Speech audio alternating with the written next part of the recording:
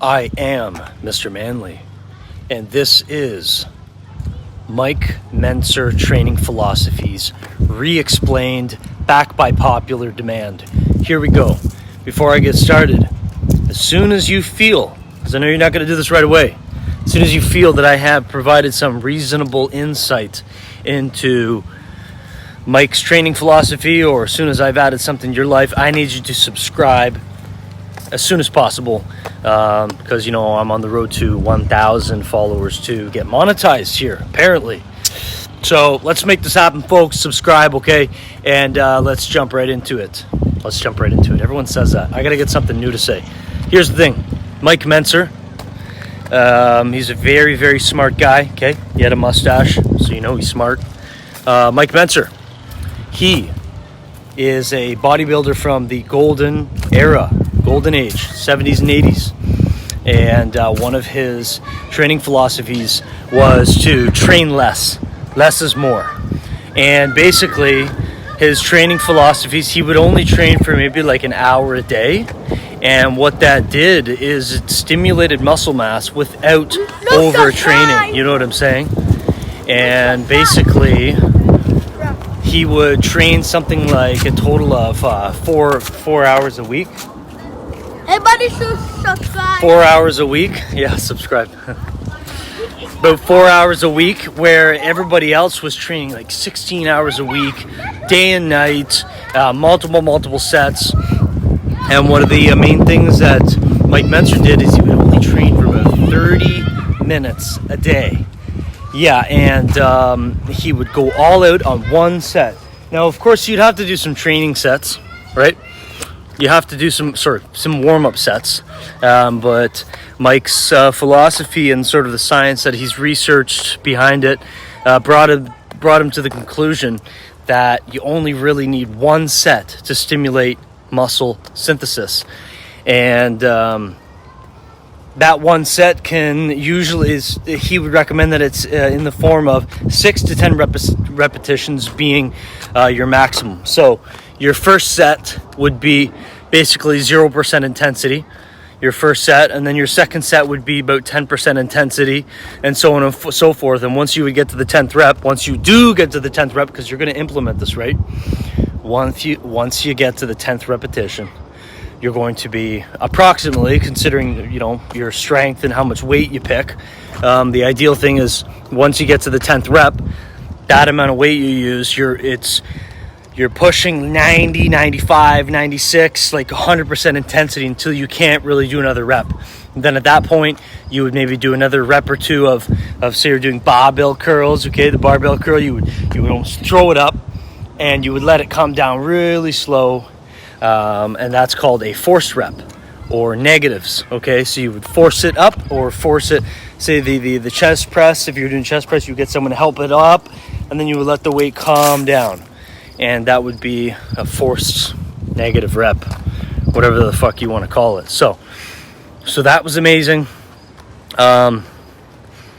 Mike said that you're going to be training less, so you might as well use that time to read some books, go to the beach, watch a movie, study about nutrition. And so I really think that training this way helps you get ahead, because you really do. I'm telling you, like I said in my last video, you should go check it out, but you really do feel so much different.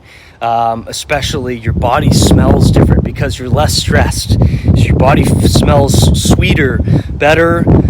You wake up feeling less stressed. The way you carry yourself throughout the day, you're just less irritable because your body and your testosterone levels are able to come up. Man or woman, okay? Your testosterone levels are able to come up because you haven't been overtrained. Now, I know Arnold Schwarzenegger. He was the best bodybuilder of all time. He was 6 foot. He is 6'2", and he was about 245 pounds. He loved to overtrain, okay? So, he still looked great, still built muscle, but Arnold loved to overtrain, and so what is my point there? I don't know. A lot of people just point their finger to the fact that he was using steroids. I'm pretty sure Mike did too for some time. But I mean, as a natural, I just think that Mike's training philosophy just feels so much better. And it is better because I am there and I am doing that. Not been there, done that. I am doing it. And so let's get a physique check here.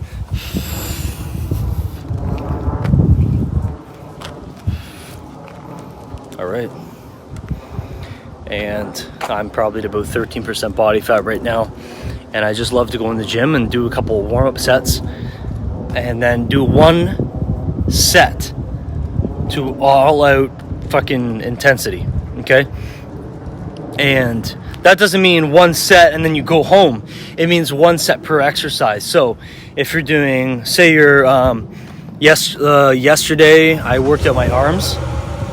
So what I did is one set of barbell curls, one set of one arm dumbbell curls, okay? And then I did one set of tricep push downs, and then I did some shoulder stuff too. But the main premise is that I'm doing one set to failure, not pussy beta male nerd neck failure, okay? This is real shredded animal failure, okay? High test shit. And sometimes you don't even know what that's like if you've never had a proper training partner like me, you know what I'm saying? So yeah, we gonna get you right. You're going to start doing that one set to failure, and it's going to be amazing. And you need to look at what you've been doing, and is it getting you results? Is it not getting results?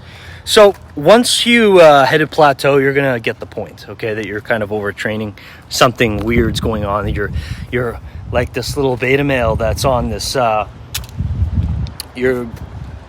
you may realize once you're hitting a plateau that you're basically like a hamster on a wheel, just spinning your wheels, freewheeling, and you're like, I need more reps. Oh my god, I'm too small, I don't look right, I did not hit the genetic lottery, or whatever you're just going through your mind. That's counterproductive. So yeah, you just need to reach a place. You just look in the mirror and you just accept everything that you are, and then you look into your mind and you say, okay, I have this limiting belief. My parents beat the shit out of me. My parents told me that money comes and money goes. So you're going to have to come to a point where you say, okay, they were wrong. They were wrong for what they taught me. They were wrong for how they treated me. I understand that. I can disassociate and compartmentalize those emotions. And I can go ahead and have children, treat them better. I can look at money in a healthier way. I can attract money instead of chasing it. I can attract women instead of chasing them. Yada, yada, yada. You could say that this tree provides healing energy, and you can fucking hug the tree or touch the tree if you have a headache. And you could just begin to reconsider all your beliefs. And then look at your own beliefs and look at the type of person you are. Then look at somebody else's beliefs, look what type of person they are, and you can adopt a new mentality and you can start growing. Okay, let's try to go back to Mike here. Mike. He died when he was 47, I think. In his 40s, he had some kind of congestive heart failure. What does congestive mean? Congestive. Congest. Okay, so he was congested. I don't know. I don't even know if that's true, but some kind of heart failure was kind of strange. Cardiovascular failure, yeah. I don't know what that was about. I think he had some sort of condition, but I know in his later life he started smoking cigarettes and drinking, and we've all been there, right? I don't think that's definitely not what caused it to him. Some people are just too smart for their own good, and he was a genius, but actually he wasn't that smart. You know why? Because he was an atheist. He didn't believe in God. So I don't know how smart you can really be to think all this was an accident. See this beautiful world with this beautiful grass? Yeah, if you think that was an accident, there's no talking to you, really. Basically move on. Because if you think all this was an accident, basically there's nothing going on up in your head. There's no reason to talk to you. There's no reason to have any discussions with you whatsoever, because you're not having it in good faith. Because that's just mental retardation. Atheism is mental retardation. So yeah, If you want to argue that, come knock on my door. All right. I want you to leave your questions, comments, thoughts, observations down below. That's right. And let me know what you want to see next. We are out here grinding, hustling, trying to get that 1,000 followers so we can get monetized. And catch me on a live sometime. Catch me on a live. I'm going to wrap things up. Mr. Manley here. Bye for now.